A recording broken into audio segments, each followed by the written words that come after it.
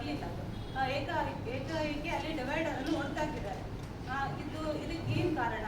ಇದು ಸೋಷಿಯಲ್ ಮೀಡಿಯಾದಲ್ಲಿ ಏನೇನೋ ಒಂದು ಅಸಂಬದ್ಧ ಹೇಳಿಕೆಗಳನ್ನು ನೀಡ್ತಿದ್ದಾರೆ. ಎಲ್ಲಿ ಅಂತ ಪ್ಲೇಸ್ ಹೇಳಿ. ಇದು ಜಯಲಕ್ಷ್ಮಿ ಎದುರುಗಡೆ ನಮ್ಮ 169 ರಾಷ್ಟ್ರೀಯ ಹೆದ್ದಾರಿ ಅದು ಹೋಗೋ ಜಾಗದಲ್ಲಿ ಡಿವೈಡರ್ ಅನ್ನು ಹೊರತಾಕಿದ್ದಾರೆ. ಸೋಷಿಯಲ್ ಮೀಡಿಯಾದಲ್ಲಿ ಇದೆ. ನಮ್ಮ ನಾಮನಿರ್ದೇಶಕ ಸದಸ್ಯರು ಇಲ್ಲಿದ್ದಾರೆ, ಅವರು ಕೂಡ ಇದರ ಅಸಮರ್ಥ ಹೇಳಿಕೆಯನ್ನು ಹೇಳಿದ್ದಾರೆ. ಅವರು ಇದರ ಬಗ್ಗೆ ಕ್ಷಮೆ ಯಾಚಿಸಬೇಕು. ಅವರು ಸಹ ಒಂದು ನಗರಸಭಾ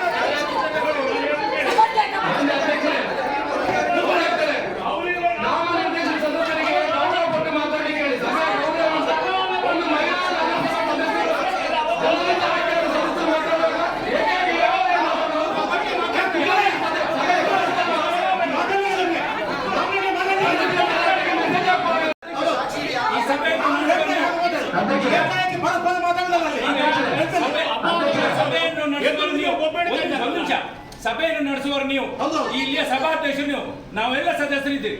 ಈಗ ನಿಮ್ಮ ಸದಸ್ಯರು ಪ್ರಶ್ನೆಯನ್ನು ಕೇಳಿದರೆ ಸಂಬಂಧಪಟ್ಟ ಅಧಿಕಾರಿ ಉತ್ತರ ಹೇಳಿ. ಮತ್ತೆ ಗೋಣಿ ಚೀಲ ಅಂದ್ರೆ ನಾವು ಬಂದ್ವಿ ನಮ್ಮ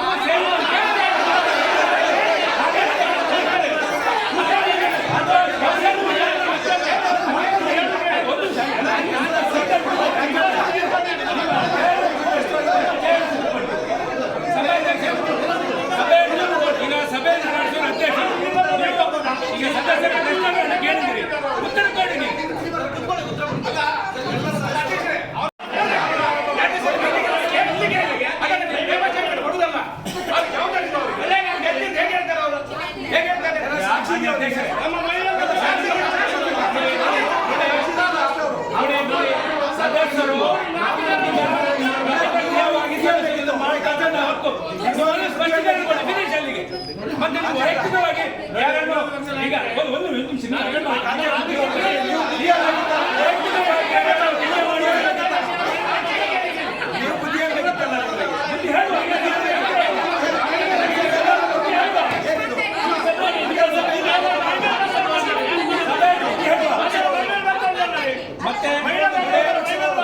ಮತ್ತೆ ಸರಿಯಲ್ಲ. ಇದನ್ನು ಸಭೆ ನಡೆಸುವವರು ನೀವು. ಇದೇ ರೀತಿ ಆದ್ರೆ ಬಹಳಷ್ಟು ವಿಷಯಗಳಿದೆ ನಮ್ಮ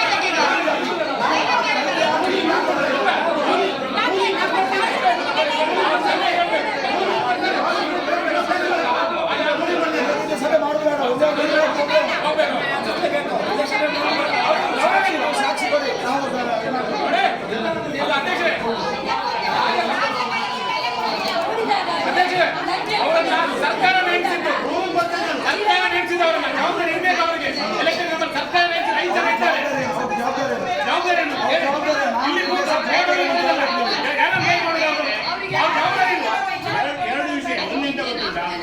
ಒಂದನೇದಾಗಿ ನಮ್ಮಲ್ಲಿ ವ್ಯಕ್ತಿಗಳಿಗೆ ಅಪವಾದ ಮಾಡಿದ್ರು, ಆಯ್ತಾ? ಎರಡನೇದಾಗಿ ನಮ್ಮ ಸದಸ್ಯರು ಹೇಳುವಾಗ ಅವರು 4 ಜನ ಹಿಂಬದಿ ಕೂತ್ಕೊಂಡು ಇವರ ಮೈ ಮೇಲೆ ಕೈ ಹಾಕಿ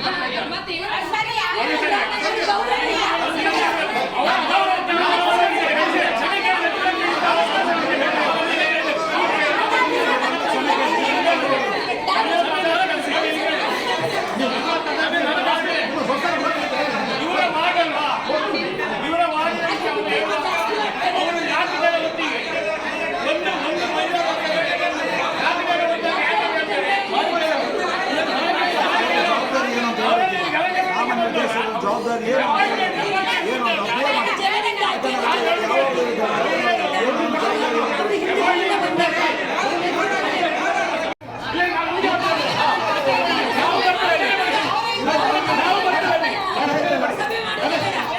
ಆಯ್ತು, ಸಭೆ ಮಾಡೋದಕ್ಕೆ ಕೆಲಸ ಮತ್ತೆ ಅಶಬ್ದವನ್ನು ಉಪಯೋಗ ಮಾಡಿದ್ರೆ ನಾವು ಮಾಡ್ತೇವೆ ಹಾಗೆ ಹೊಣೆಗಾರಾಗ್ತದೆ. ಸಭೆಯಲ್ಲಿ ಅವರು ಸದಸ್ಯರು ಕೇಳಿದ್ದಾರೆ, ಸಭೆಗೆ ಆಪದರ ಮಂದಿಗೆ ನಗರ ಅದನ್ನು ಸ್ಪಷ್ಟೀಕರಣ ಕೊಡಿ. ಅದು ಬಿಟ್ಟು ಸಭೆಯ ತಡೆಯುವುದವರಿಗೆ ಮಾತಾಡುವಂಥದ್ದು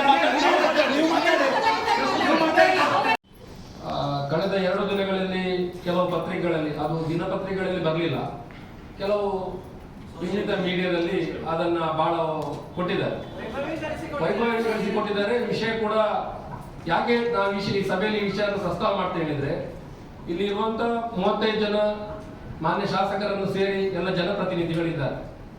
ಯಾವುದೇ ಒಂದು ವ್ಯವಸ್ಥೆ, ಪ್ರಜಾಪ್ರಭುತ್ವ ವ್ಯವಸ್ಥೆ ಆಗಬೇಕಂದ್ರೆ ಜನಪ್ರತಿನಿಧಿಗಳ ಗಮನಕ್ಕೆ ಬಂದು ಜನಪ್ರತಿನಿಧಿಗಳು ಅದಕ್ಕೆ ಬೇಕಾದ ವ್ಯವಸ್ಥೆಯಲ್ಲಿ ಯಾವ ವೇದಿಕೆಯಲ್ಲಿ ಯಾವ ಶಾಸಕರಾದ್ರೆ ಶಾಸಕರ ಮಟ್ಟದಲ್ಲಿ, ನಗರಸಭೆ ಆದ್ರೆ ನಗರಸಭಾ ಅಧಿವೇಶನದಲ್ಲಿ ನಗರಸಭಾ ಅಧ್ಯಕ್ಷರಿದ್ದುಕೊಂಡ ಏನಾದರೂ ವಿಷಯನ್ನ ಮಾಡಬೇಕು.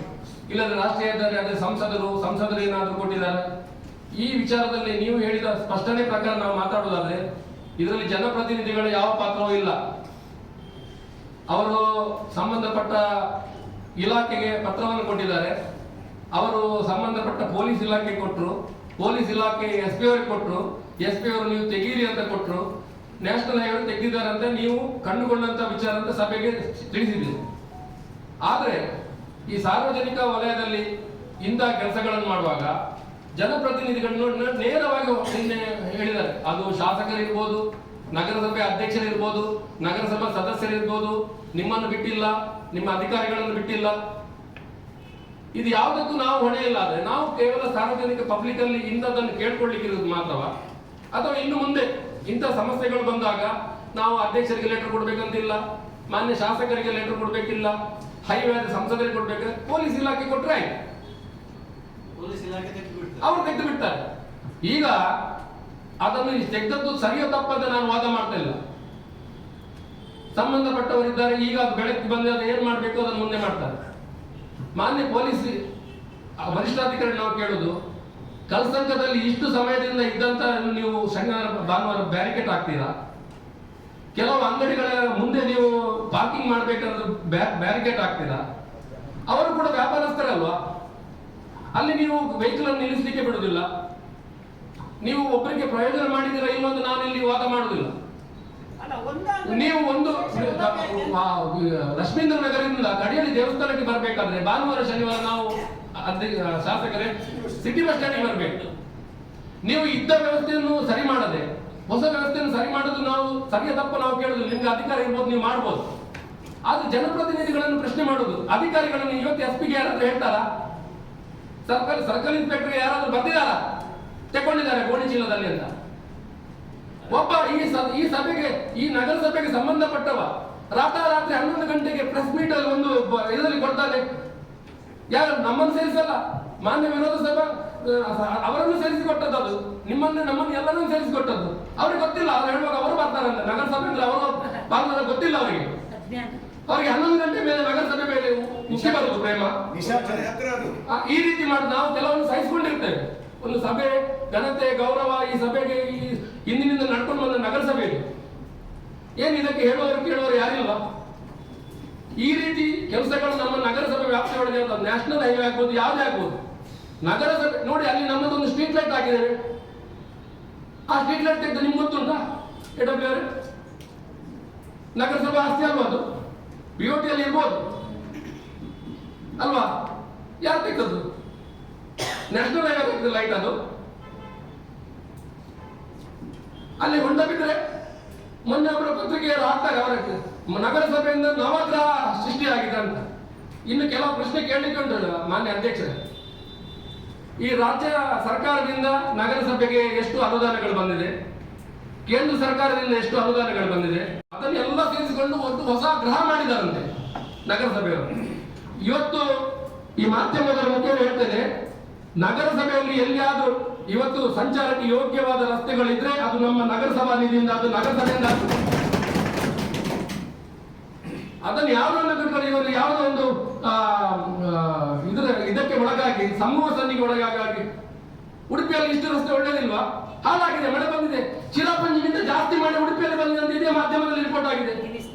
ಪ್ರಾಕೃತಿಕ ವಿಕೋಪದಿಂದ ರಾಜ್ಯ ಸರ್ಕಾರದಿಂದ ಎಷ್ಟು ಬಂತು? 15 ದಿವಸ ಬೇಗ ಮಳೆ ಬಂದಿದೆ.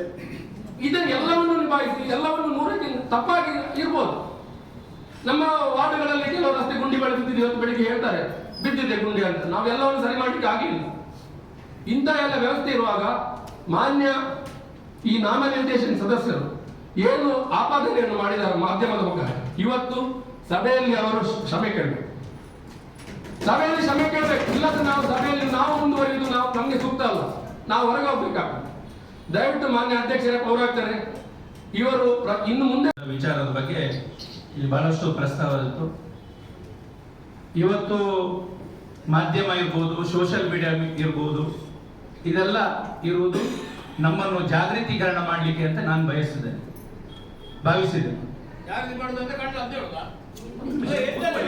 ಒಂದು ನಿಮಿಷ ಕೂತ್ಕೊಳ್ಳಿ.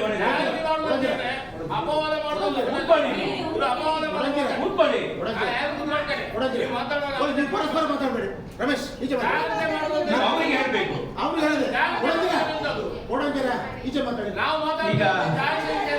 ಈಗ ಬನ್ನಂಜೆಯ ಸರ್ಕಲ್ ಬಗ್ಗೆ ಇರ್ಬೋದು, ಅಥವಾ ದೊಡ್ಡನಗುಡ್ಡೆ ಸರ್ಕಲ್ ಬಗ್ಗೆ ಇರ್ಬೋದು, ಅಥವಾ ಅಂಬಲ್ಪಾಡಿ ಹೈವೇ ಬಗ್ಗೆ ಇರ್ಬೋದು, ಅಥವಾ ಪರ್ಕಲ ರಸ್ತೆ ಇರ್ಬೋದು, ಹೀಗೆ ಬಹಳಷ್ಟು ದಿನದಿಂದ ಈಗೆಲ್ಲ ವಿಚಾರದ ಬಗ್ಗೆ ಸೋಷಿಯಲ್ ಮೀಡಿಯಾ ಬರ್ತದೆ. ಸೋಷಿಯಲ್ ಮೀಡಿಯಾ ಇರುವುದೇ ಅದಕ್ಕೋಸ್ಕರ. ಹಾಗಂತ ಹೇಳಿ ನೇರವಾಗಿ ಒಬ್ಬ ವಿರೋಧ ಪಕ್ಷದಲ್ಲಿ ಇರುವವರನ್ನು ಒಂಥರ ಒಂಥರ ಅವರನ್ನು ಅವರ ಬಾಯಿಂದ ಬಂದು ಇದು ತಪ್ಪು. ಈಗ ನಾನು ಒಂದು ನಿಮಿಷ ನಿಲ್ಲಿಯಪ್ಪ, ನಾನು ಹೇಳ್ತೇನೆ, ನಾನು ಒಂಚೂರು ಮಾತಾಡ್ತೇನೆ. ಈಗ ವಿರೋಧ ಪಕ್ಷ ಸದಸ್ಯರಾಗಿ ನಾನು ಇಲ್ಲಿ ಕೆಲಸ ಮಾಡ್ತೇನೆ. ನಾನು ಹಲವು ಬಾರಿ ನಗರಸಭೆಯಲ್ಲಿ ತೊಂದರೆ ಆದಾಗ ಅಥವಾ ಬೇರೆ ಯಾವ ಉಡುಪಿ ನಗರದಲ್ಲಿ ತೊಂದರೆ ಆಗಿದೆ ನಾನು ಮಾತಾಡ್ತೇನೆ. ಅವ್ರ ಹೇಳಿಕೆ ಸರಿ ಇದೆಯಾ? ಒಂದು ನಿಮಿಷ ಅಲ್ಲಿ ಬರ್ತೇನೆ. ಈಗ ನಮ್ಮ ನಾಮನಿರ್ದೇಶನ ಸದಸ್ಯರು ಇದರ ಬಗ್ಗೆ ಟೀಕೆಯನ್ನು ಮಾಡಿದ್ದಾರೆ, ಆಪಾದನೆಯನ್ನು ಮಾಡಿದ್ದಾರೆ. ಒಂದು ನಿಮಿಷ ಅಧ್ಯಕ್ಷರೇ, ಒಂದು ನಿಮಿಷ ಮಾಡಿದ್ದಾರೆ. ಅದು ಮಾಡಬಾರ್ದು ಅಂತ ಹೇಳಿ ಇಲ್ಲಿ ಕಾನೂನಲ್ಲಿ ಇಲ್ಲ, ಮಾಡಬಹುದು. ಆದ್ರೆ ಅವರು ಒಂದು ನಿಮಿಷ ನಾನು ಮಾತಾಡ್ತೇನೆ. ಈಗ ಅವರು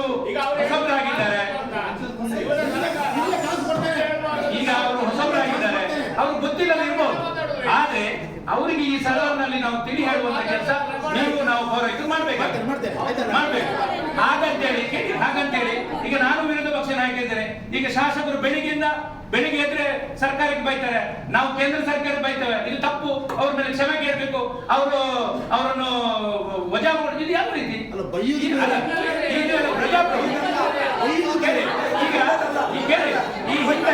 ಈ ಹಿಂದೆ ಈಗ ಅವರು ಹೇಳೋದ್ರಲ್ಲಿ ತಪ್ಪಿದ್ರೆ ಅಥವಾ ಈಗ ಪೌರಾಯುಕ್ತರು ಕ್ಲಿಯರ್ ಆಗಿ ಹೇಳಿದ್ರು ನಮಗೆ ಸಂಬಂಧನೇ ಇಲ್ಲ ಅಂತ ಹೇಳಿದ್ರು. ಕ್ಲಿಯರ್ ಆಯ್ತು. ಈಗ ಮಾಧ್ಯಮದವರು ಇದ್ದಾರೆ, ಅವ್ರೇನು ಗುಟ್ಟಲ್ಲಿ ಹೇಳಿಲ್ಲ ಅಥವಾ ನೀವು ಗುಟ್ಟಲ್ಲಿ ಹೇಳಿಲ್ಲ, ಕ್ಲಿಯರ್ ಆಗಿ ಮಾಧ್ಯಮ ಹೇಳಿದ್ದೀರಿ. ಸೊ ಅದಕ್ಕೆ ಸ್ಪಷ್ಟೀಕರಣ ಸಿಕ್ಕಿದ್ದು. ಇನ್ನು ಮುಂದೆ ವಿರೋಧ ಪಕ್ಷವಾಗಿ ಮಾತಾಡಲೇಬಾರದು. ಈಗ ನೋಡಿ ಅಧ್ಯಕ್ಷರೇ, ಈಗ ನೋಡಿ ಇದೇ ರೀತಿ ನಿನ್ನೆ ಸಂಜೆ ಸೋಷಿಯಲ್ ಮೀಡಿಯಾದಲ್ಲಿ ದೊಡ್ಡನಗುಡ್ಡ ಡಿವರೆಗೂ ಬಂದಿದೆ. ಈಗ ಅಂಬಲ್ವಾಡಿದ್ದು ಒಂದು ಬಹಳ ಚಿತ್ರೀಕರಣ ಮಾಡಿ ಬಂದಿದೆ. ಸೊ ಜನ ಅಲ್ಲಿ ಸಮಸ್ಯೆ ಆದಾಗ ಜನ ಮಾತಾಡ್ತಾರೆ, ತಪ್ಪು ಅಂತ ಏನ್ ಮತ್ತೆ ಅದಕ್ಕೆ ನೀವು ಈಗ ಸ್ಪಷ್ಟೀಕರಣ ಕೊಟ್ಟಿದ್ದೀರಿ. ಈಗ ಅದಕ್ಕೆ ನೀವು ಸ್ಪಷ್ಟೀಕರಣ ಕೊಟ್ಟಿದ್ದೀರಿ. ಹಾಗಂತ ಬಾಯಿ ಮುಚ್ಚಿಸುವಂತದ್ದು ಪ್ರಯತ್ನ ಮಾಡುವುದು ಅದು ಸರಿಯಲ್ಲ ಅಂತ ಹೇಳಿ ಈ ಸಂದರ್ಭದಲ್ಲಿ ಹೇಳಿ